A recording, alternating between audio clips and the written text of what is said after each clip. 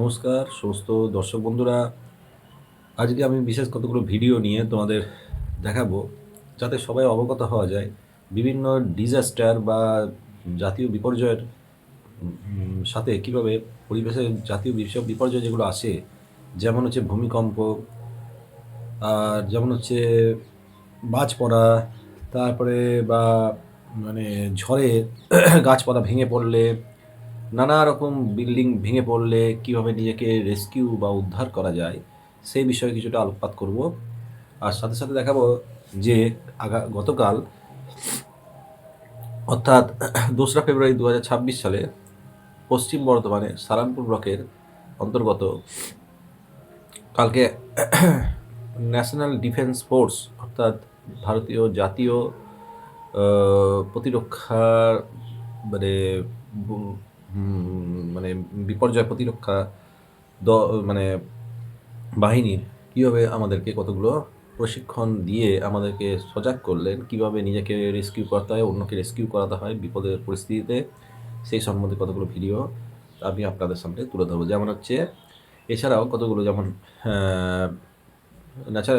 প্রকৃতির মধ্যে হঠাৎ করে হার্ট ব্লক হয়ে গেলে বা কোনো কারণের গলায় কিছু শ্বাসনালীতে যদি খাবার আটকে যায়, কীভাবে নিজেকে বাঁচাতে পারা যায়, তার কতগুলো ধাপ বা প্রসিডিওর ওনারা আমাদেরকে অবগত করলেন। তো সেই সম্বন্ধে আমি আপনাদের এই ধারণাটা দিচ্ছি, আপনারা দেখুন ভিডিওটা।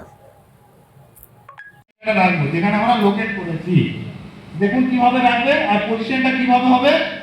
যখন কোনো ব্যক্তির হার্ট অ্যাটাক হবে, কারো হার্ট যদি কারো বন্ধ হয়ে যায়, ফার্স্টলি আমরা কি করব, তাকে কোনো পরিষ্কার পরিচ্ছন্ন জায়গায় শুয়ে দেবো, মানে যেটা কোনো বিছনা বা টেবিলে হবে না। সিপিআর হামেশা কোথায় দিতে হবে, শক্ত জায়গা আর একদম সমতলে, আর পেছনে নিচে কোনো কিছু এরকম থাকতে হবে না যেটাতে পেছনে কোনো কিছু অসুবিধা হয়। তার জন্য কি করতে হবে, প্লেন এরিয়া হতে হবে আর হার্ড হতে হবে।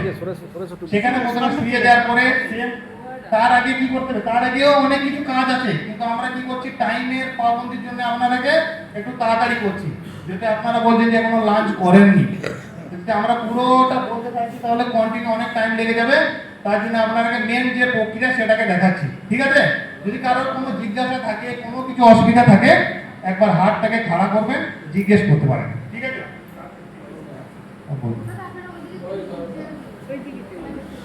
প্রথমে আমরা কি করলাম, হাতটাকে লোকেট করলাম, ডান হাত বাঁ হাত যার যেটা মাস্টার হ্যান্ড সেটাকে রেখে দিলাম, ঠিক আছে? আমি কি বললাম, 1 মিনিটে কতবার কম্প্রেস করতে হবে, 100 থেকে 120 বার, সেটা সার্কেল হিসাবে 30 ওদিকে গার্ড পড়ে যাচ্ছে, গার্ড পড়ে যাচ্ছে, 30 বার কম্প্রেস করতে হবে। কালো মতো এটা গার্ড পড়ে যাচ্ছে, দেখতে 5 সার্কেল দিতে হবে। এটা কম্প্রেস করার একটা পদ্ধতি আছে, দেখুন এমন ভাবে কম্প্রেস করতে হবে। এখানে লাইট জ্বলছে, লাইট ব্লিং দেখা যাচ্ছে আপনাদের, এটা মানে সঠিক পদ্ধতি। দেখুন কিভাবে করছে, হাতটা কিন্তু টেরা হবে না, মানে হাতটা কি বলে একটু বাঁকা হবে না বা ফোল্ড হবে না, হাতটা সোজা থাকে। যখন আপনি সিপিআর দিবেন, কম্প্রেস করবেন, তখন হাতটা যেন সোজা থাকে। আর দুবার রেস্কিউ ব্রেথ দেখলে তো, মানে 30 বার কম্প্রেস করলো, দুবার রেস্কিউ ব্রেথ। কিসের জন্য, অক্সিজেনটা দিচ্ছে, ফুসফুসটাকেও তো জীবিত করতে হবে, তার জন্য আমাকে কি করতে হবে, অক্সিজেন দিতে হবে ওর মধ্যে। এরকম করে 4 থেকে 5 সার্কেল কন্টিনিউ দিতে থাকতে হবে। কিন্তু এটা আমরা একদম মেন জায়গায় চলে গেছিলাম, তার পেছনে অনেক কিছু কাজ আছে যেগুলোকে আপনাদেরকে চেক করতে হবে। তার যে কোনো ব্যক্তিকে তো আমরা সিপিআর দিতে পারি না, তাই তো? কেউ প্রশ্ন করলেন না, কিছুই করলেন না, আমি ডাইরেক্ট সিপিআর দিয়ে দিলাম। আপনি ধরেন এখানে কেউ অজ্ঞান হয়ে গেল, তাকে কি সিপিআর দেবো? হ্যাঁ, যার হার্ট বন্ধ হয়ে যাবে, যার পালস পাওয়া যাবে না, তা আমরা ওসব কিছুই কাজ করলাম না। আপনারা শুনলেন, কিছু জিজ্ঞাসা করলেন না, বা কাজ কি কাজ করতে হবে, সেই ব্যক্তিটাকে একটা হার্ট সার্ভিসে শুয়ে দিলেন, তার জুতো বাটারা যদি মেল হয়, মানে যদি পুরুষ হয় তার জামাটা খুলে দিতে পারে, যদি ফিমেল হয় তার প্রাইভেসির জন্য বাকি আদার্স কিছু খোলা চলবে না, খালি জুতো যদি পরে থাকে জুতো বেল্ট বাটারা খুলে দিবেন, ঠিক আছে? তারপরে তার অ্যালার্টনেস চেক করতে হবে, সে যে ব্যক্তিটা পড়ে গেছে তার অ্যালার্টনেস চেক করতে হবে। তো আমরা এই নয় যে অজ্ঞান হয়ে গেছে, অজ্ঞান হওয়া ব্যক্তিকে আমরা সিপিআর দিয়ে দিলাম, সেটা না। তাহলে অ্যালার্টনেস কিভাবে চেক করবো, দেখুন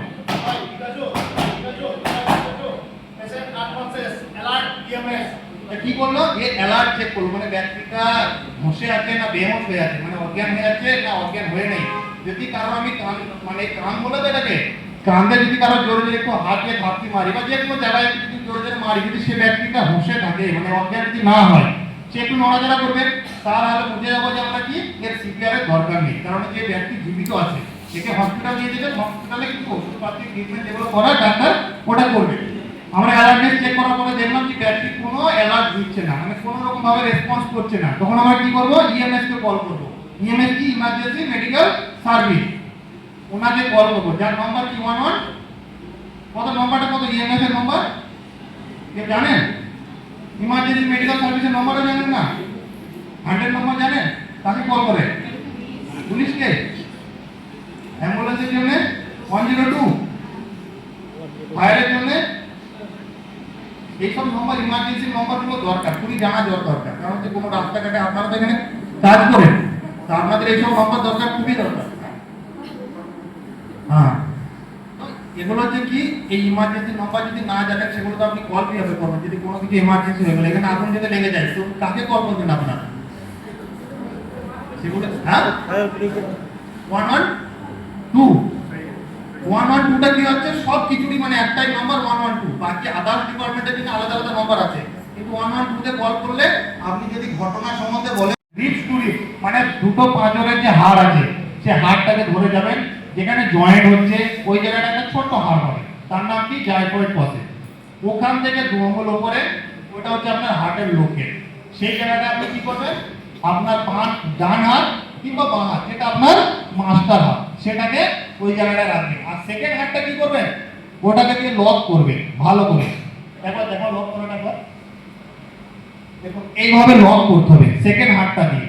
লক করার পরে যে হাতের পজিশন এটা এই যে ঘুরিয়ে গেল, মানে এই হাতটা এইভাবে, এটাতে কি হবে, হাতটা আপনার ফোল্ড হবে না, আর ফোল্ড হলে কি হবে, আপনি সঠিকভাবে ওটাকে সিপিআর দিতে পারবেন না, কম্প্রেস করতে পারবেন না।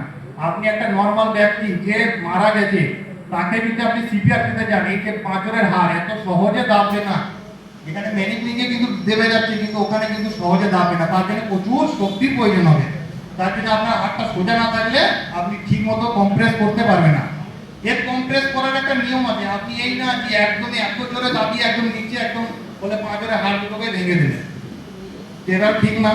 তার জন্য এর একটা ডেপথ আছে, মানে একটা গভীরতা আছে, কি কতটা গভীরতা অবধি আপনি কম্প্রেস করবেন সেটা কি হবে, যে কোনো ব্যক্তির ক্ষেত্রে হতে পারে 1/3 মানে 3 ভাগের 1 ভাগ, মানে যে কোনো ব্যক্তি, মোটা ব্যক্তি, পাতলা ব্যক্তি, যেরকম ব্যক্তি হবে সেই ব্যক্তির 1/3, যেমন এইটা 1/3টা কিভাবে আপনি দেখবেন, এই মানে এই যে হিসাবটা দেখছেন না, এইটার 1/3 মানে এটাকে 3টে ভাগে ভাগ করবেন, 2টো ভাগ ছেড়ে দিয়ে একটা ভাগে দেওয়া যাবে, বুঝতে পারলেন তো? আর আমরা যদি কি বলে মেডিকেল ভাষায় যদি বলি অ্যাডাল্টের জন্য 4 থেকে 5 থেকে 6 সেন্টিমিটার, তারপরে চাইল্ডের জন্য 4 থেকে 5 সেন্টিমিটার, ইনফ্যান্টের জন্য 2 থেকে 3 বা 4 থেকে 4 সেন্টিমিটার, আপনারা ওইভাবে বুঝতে পারবেন না, কোনো স্কেল বা ফিতা নিয়ে কিন্তু ওখানে নাপবেন না, নাপবেন কি সেই মুহূর্তে পাবেনও না। তার জন্য কি করতে হবে, আপনাকে প্রথমে দেখে নিতে হবে যে ব্যক্তিটা কিরকম, তার 1/3 ভাগ যেন দাবে, মানে কম্প্রেস হয়ে যাবে, ঠিক আছে? আমরা এটা জেনে গেলাম কি কম্প্রেসটা কিভাবে কতটা গভীরতা অবধি দিতে হবে। তারপরে 30 ওই যেটা বললাম সার্কেল, কটা সার্কেল, 4টে থেকে 5টা সার্কেল দিতে হবে, একটা সার্কেলে 30 বার কম্প্রেস করতে হবে, 2 বার রেস্কিউ ব্রিথ দিতে হবে। সেটা কত, 1 মিনিটে 100 থেকে 120 বার কম্প্রেস করতে হবে। 100 থেকে 120 বার কম্প্রেস করার পর বা 4 থেকে 5 সার্কেল যাওয়ার পরে আপনাকে কি করতে হবে, আবার পুনরায় তার পালস চেক করতে হবে, কি পালসটা প্রেজেন্ট হলো কি হলো না। যদি না হয় আপনি যতক্ষণ অ্যাম্বুলেন্স না আসছে ততক্ষণ অবধি কন্টিনিউ সিপিআর এর কারবাই করতে থাকেন। তার আগে যে রেস্কিউ ব্রিথ দেওয়ার সময় আমাদের দেখুন রেস্কিউর একটা কি, একটা এরকম একটা প্লাস্টিক ইউজ করছে, তাই তো? এটাকে কেউ আপনারা জিজ্ঞেস করবে না যে এটা কি ব্যাপার, কিসের জন্য জিজ্ঞেস করছে। এটা যে বেরিয়ার, মানে কি আমার মধ্যে যদি কোনো অসুখ থাকে বা ওনার মধ্যে যদি কোনো অসুখ থাকে, আমার মধ্যে না চলে আসে বা ওনার মধ্যে না চলে যায়, তার জন্য একটা কি আমরা কি বলবো ওটা বাংলাতে, যে ব্যারিয়ারটাকে মানে দুজনের মধ্যে অবরোধ, হ্যাঁ এটা বেড়া টাইপের, যেমন বেড়া টাইপের দেওয়া, আমরা সেটাকে কি বলি, এটা ফেস শিট বলা হয়। আপনারা যদি এটা না পান, কোনো পরিষ্কার পরিচ্ছন্ন কাপড়, রুমাল যেগুলো আপনাদের কাছে থাকবে সেটাকে দিয়ে আপনার নাকটাকে পিঞ্চ করতে হবে। এটাও আপনারা কেউ জিজ্ঞেসই করছেন না কোনো কিছু, এর উপরে আমি বলে যাচ্ছি, এত তাড়াতাড়ি তো ভুক লাগে, মানে খিদে লাগলে তো হবে না। তুমি কি করতে হবে, অ্যালার্টনেস চেক করতে হবে। যে অ্যালার্টনেস কিভাবে চেক করবো, আমরা পায়ে চিমটি কাটবো, পায়ে তলে একটু হালকা করে কি বলতে ওটাকে ফুটফুটি টাইপের বলে না, ওটা দেবো, যার ফলে কি হবে, বাচ্চা যদি জীবিত বা কোনোরকম ভাবে যদি কনসিয়াস থাকে তা সে কি করবে, পাটা নড়াবে, যেমন এইভাবে দিচ্ছে একবার দেখার পর এইভাবে করলে কি বাচ্চা, ছোট বাচ্চা তো একটু একটু যদি মানে নিয়ে হয়তো পাটা একটু নড়াবে, হাত নড়াবে, কোনোরকম ভাবে একটা কিছু দিবেছি। এটা যদি না দেয় তখন আমরা কি করবো, সেফ ইএমএসকে কল করবো, যেটা বললাম 112 ইমার্জেন্সি মেডিকেল সার্ভিস।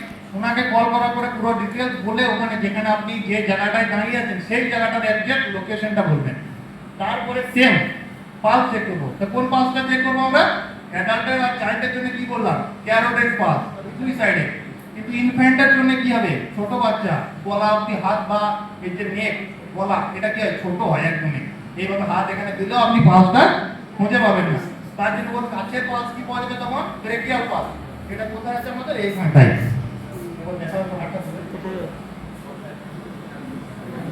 এই জায়গাটা আছে, ওটার পালসটার নাম কি, ব্রেকিয়াল পালস। আমাদের মানব শরীরে 9 জায়গায় পালস পাওয়া যায়, সবগুলোর নাম বলতে পারবো অনেক টাইম লেগে যাবে আরো। এই পালসটা কি, ব্রেকিয়াল পালস। ওই পালসটা আমরা চেক করব সেম 10 সেকেন্ড, 1 থেকে 10 সেকেন্ড অবধি গিনতি করব। গিনতি করার পরে যদি পালস না পাওয়া যায় তা সেম প্রসেস, ওর হাতটাকে লোকেট করতে হবে। তার আগে কি করতে হবে, কি বলেছিলাম, মুখটাকে একবার চেক করতে হবে, তো যে মুখটা মানে কোনো কিছু অসুবিধা বন্ধ হয়ে আছে না খোলা আছে সেটা একবার চেক করে নিলাম। ঠিক আছে, চেক করার পরে ফের হাতটাকে লোকেট করতে হবে। হাতটা লোকেট করার জন্য কি, বাচ্চা কিন্তু রিস্ক, যেটা আপনি জান তার রিস্কে অতটা পাওয়া খুব মুশকিল আছে, ছোট বাচ্চা তো।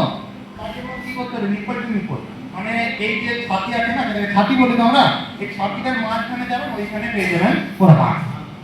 আর এর দেওয়ার পদ্ধতি আমরা কি করছিলাম, মাস্টার হ্যান্ডের এই পাম মাসল যেটা মোটা মাছ এটা দিয়ে দাবাচ্ছিলাম, কিন্তু বাচ্চার ক্ষেত্রে, ইনফ্যান্টের ক্ষেত্রে ওটা করব না। বাচ্চার ক্ষেত্রে এই দুটো মিডল ফিঙ্গার, এই দুটো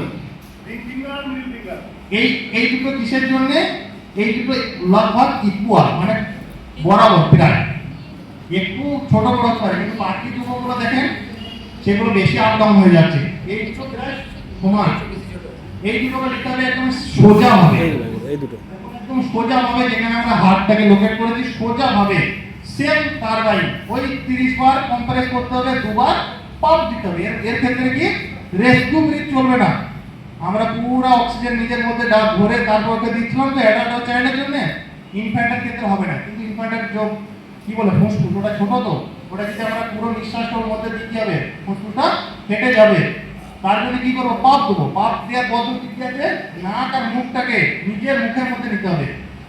আমরা নাকটা বন্ধ করছিলাম অ্যাডাল্ট আর চাইল্ডের জন্য, কিন্তু এর জন্য ইনফ্যান্টের জন্য আমরা নাকটাকে বন্ধ করবো না, নাক আর মুখটাকে নিজের মধ্যে নিয়ে নেবো, মুখের মধ্যে। তারপরে পাপ দেবো, যেটা মানে আমাদের শরীরের মধ্যে যে অক্সিজেন আছে সেটাকেই দেবো। ঠিক আছে,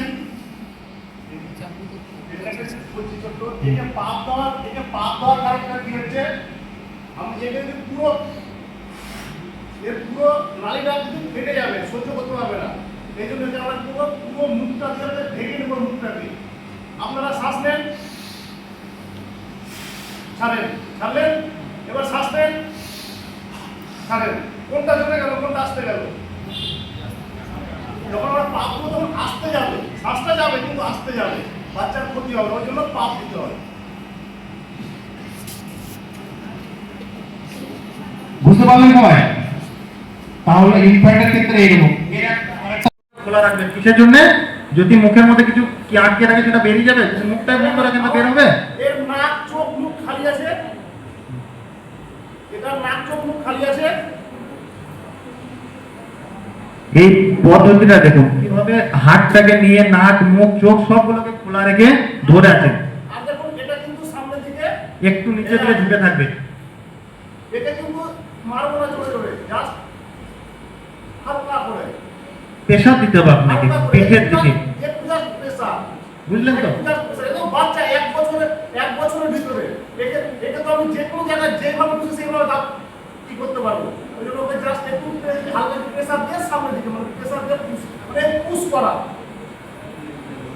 যেটা মায়েরা করে এই থাপকি দেয়। কোনো সময় পেছনে বা মাথায় থাপকি দেবেন না, মাথায় দিলে কি হবে, ওদের যে নেক আছে ঘাড়, আমি ওটা কিনে দলে দিতে বলা হচ্ছে আমরা, যে বাচ্চা থাপকি দিলে বাচ্চার কোথায় ফট করে চোট লেগে যাবে। সেকেন্ড কি দিতে হবে, যদি না বের হয় ব্যাক থ্রাস্টে তখন চেস্ট থ্রাস্ট দিতে হবে, সেম ওই দুটো আঙ্গুল নিয়ে চেস্টের উপরে দাবা দেবে মাথা। তখন গেছিলাম এইভাবে, এখন দেবো এইভাবে কি করবো, সামনে এরকম করবো না, এই জাস্ট সামনের দিকে করবো। চলো যেটা বড়দের অ্যাডাল্টে দেখালাম, এভাবে চাপ দিলাম, সামনে এগুলো সেম জিনিসই করবো। বুঝতে পারলেন আপনারা? যদি গলা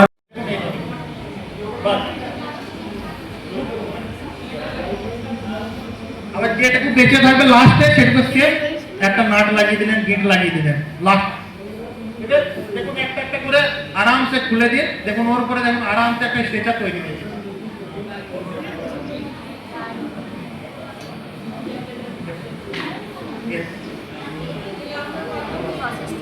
এই যে আছে এটা দেখলেন তো, এর মধ্যে যদি কোনো ভারী থেকে ভারী ব্যক্তি যিনি অসুস্থ তাকে নিয়ে যেতে পারবেন আরামসে, যদি খালি দড়িটা মজবুত থাকে তবে।